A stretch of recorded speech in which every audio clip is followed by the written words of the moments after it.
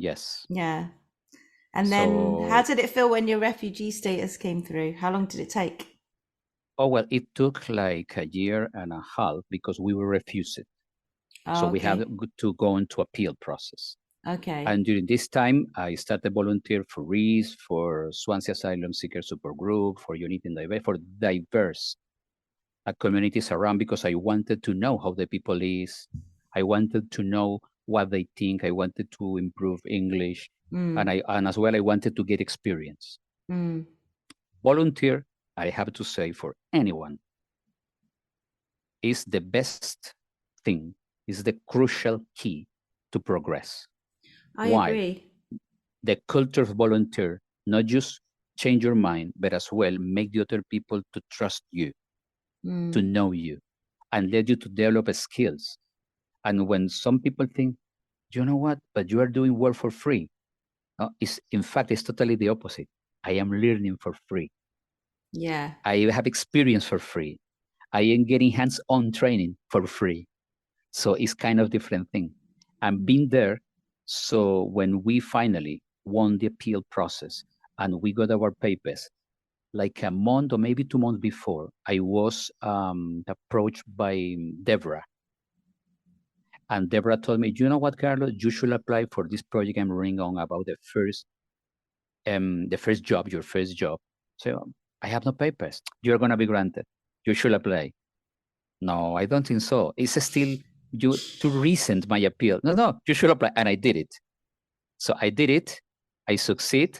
And a month later, I got the positive answer and the BRP ID card, social security. And I went into a job straight away. Amazing. So I yes, love because it, it warms my heart. All of those amazing people in East, it is they, absolutely, absolutely. kind of gently going, no, you should do this. You should do. Yes. And never, never, never, never, ever patronizing. Mm, Never. As you can do it, you should try. There is a good opportunity for you as well. And mm, this is kind of reinforce your confidence. yeah. You can imagine yourself. Just shift yourself from another place in a matter of days or weeks. No language, knowing nobody, having no experience, I knowing no know. what to do.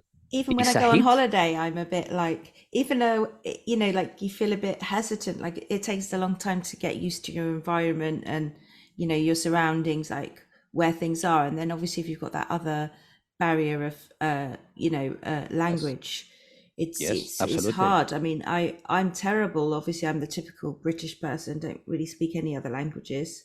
Uh, so I can't imagine, and also having to leave like your country and your home and everything. um it's just unimaginable, really. um but it's just brilliant to hear the journey, like, and how each step, led to another. So where are you now? Like, you've been working for East for a while, and you've done very, so then in turn you were helping other refugees who were on the resettlement programs, is that right? Yes. I decided, I mean, if there is some tipping point in any life, different to marriage, career, death, accident, that should be being a forced migrant. Mm, So there is a thing you not choose to, no. or not many people choose to, and as well there is a thing that you have not the power over. So you now are subject to be dependent. Mm, It's not easy. no, not So easy. it's not easy. So I can imagine, being, like you say, being in a holiday, and suddenly you are forced to live in that holiday Hmm. Yeah. with no money. Yeah, it's a So do you survival imagine? story. Yes, yes. Welcome to this adventure. Just £5 per day. Sorry. No right to work. Sorry. But Five it's a pounds. holiday. If is it still Yeah. five? Is it still £5 a day? I think it started like 40 and 70 something, and now it's 5 and 10, I think. It's not much than £37 per week or something like that, if I'm not wrong. Unbelievable. Well, and not the right to work. No, I So know. So you're exactly, like trapped. exactly. It's like you are trapped and you want to integrate, Yeah. but it's not helping integration when you are not really giving the people the chances since the start. I understand the legal complexities, you know, the refugee convention, all this stuff who to be fulfilled is rightly so. But Mm. it should be really like a concerted effort for communities, home office, government to integrate the people. Mm. No, it's similar what is going now with this barge. You are separating the people. Okay, you are here, but not welcome. Stay in the barge. Oh, the So barge. yes, so you can imagine now. Uh, do you know? If you don't, well, you know, Yeah, it's heartbreaking. It upsets me a lot. The yes, barge. I am really compassionate about that because when I realized this tipping point changed my life for good, I decided I have to do something for my peers. Yeah. So I never stopped volunteering, and I always intend to enroll in different positions supporting people Mm. because I was part of that. I am still a refugee. I'm not sure when, at what point in my life, I'm gonna stop calling myself refugee, but I feel like Mm. a refugee. But okay, when people say, no, you are part of us, we are glad we are here, this is really something, heartwarming. Yeah. But still, I feel my peers, my fellow refugees, they need more support. So that is the reason I still doing some stuff.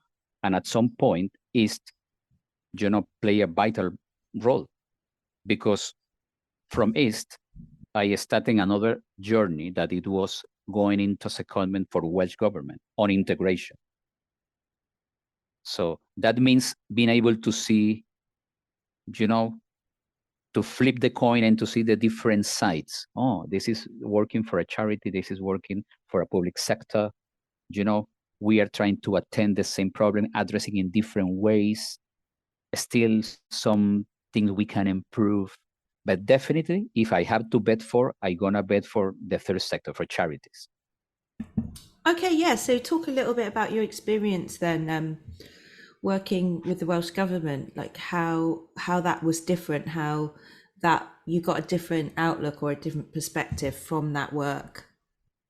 Oh yeah. Let's say working for a small organization, like for me, that means work for East is you can see every day a little bit of change.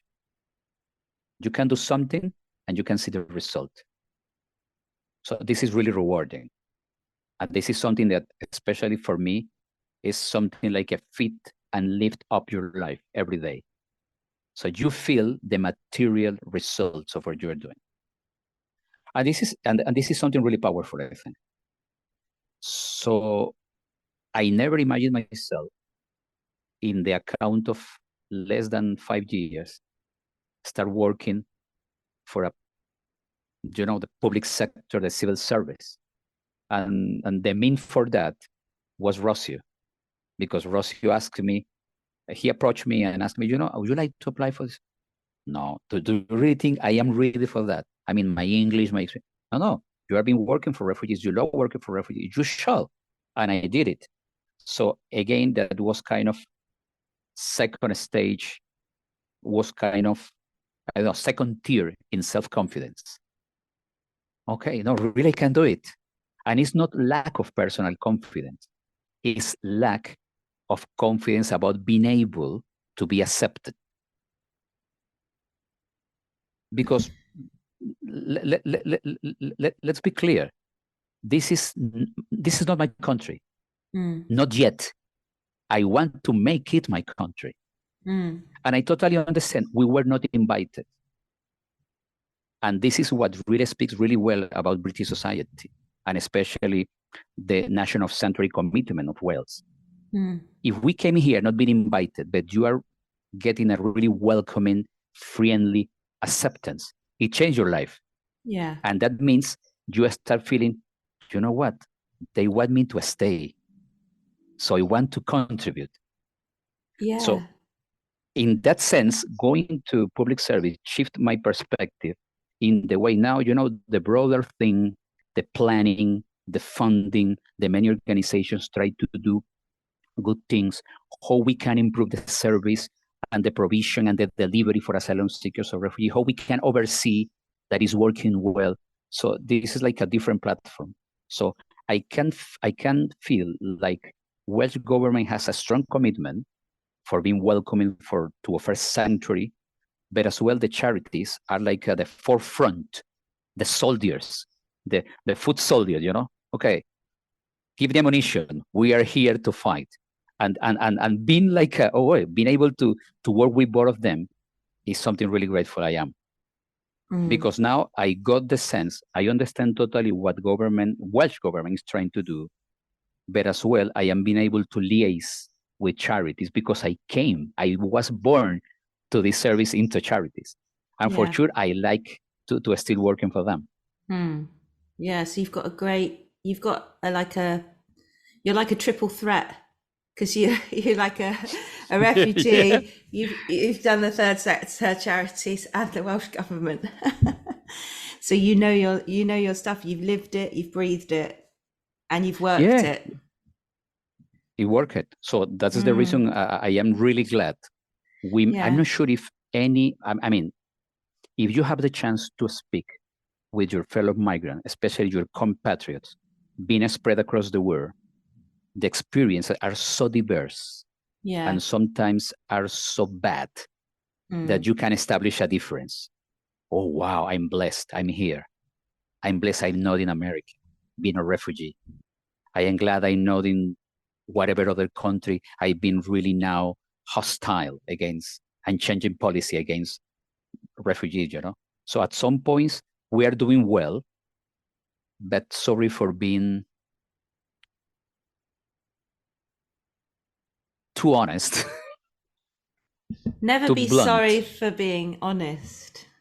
Well, maybe I'm trying not to be too blunt, but it's like we're doing so well. I mean, UK as a whole is doing so well protecting people that at some point some authorities decide we should to spoil the system because the system is too good. So they are in my mind, it's like they are imitating the best practice from different countries. Because if you speak with another refugees living there, they told you horrendous stories. And these stories started with a change in policies, change in laws, change in regulations, closing doors, the environment being more hostile. You say, oh, wow, we are imitating them. Oh. And you got the sense. Yeah, I think it's difficult at the moment. We've got a very huge narrative of a hostile environment that we're bombarded with that doesn't really make sense, like a lot of the government policies in 2023, because it's not even about the money, because it's costing more money to keep people on the barge, which is owned by a billionaire, a friend of people in high places. So it doesn't make sense, like in my mind, like I can't compute it. And I think that the general British people generally are very kind and welcoming, and obviously it's difficult times, it's cost of living crisis, and the reason it is difficult times is not just because of COVID, it's also because we've exited the European Union, and that's costing a lot of money, especially to Wales. A lot of projects are not funded. We've seen the third sector, like there's no European funding anymore. So, where's the money coming from? And the money decisions are made in London. So, it's difficult times.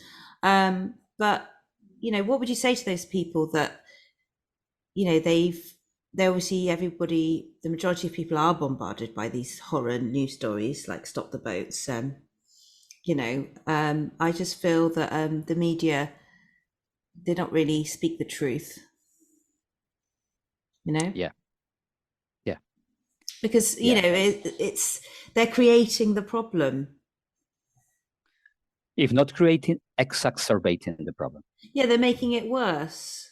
Like you're saying, it was a good system, things were working, and now it's like lots of things are changing, and it's getting, Yeah, you know. I mean, it's different to arrive at a different conclusion when you see news like, I'm not sure if it was in the barge or another, or a hotel in mean to host refugees. They paint and clear all the children welcoming stuff, like a playground they Oh used to yeah, be there. that was And awful.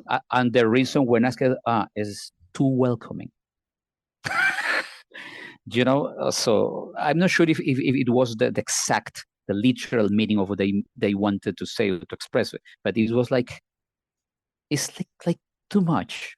That's the reason I mean, I you've I, I we enter into a realm of, like, morally bankrupt human beings when that is the case, where people actually are defending their choice to inflict more cruelty upon children. Then you have to really look in the mirror and ask yourself, who am I?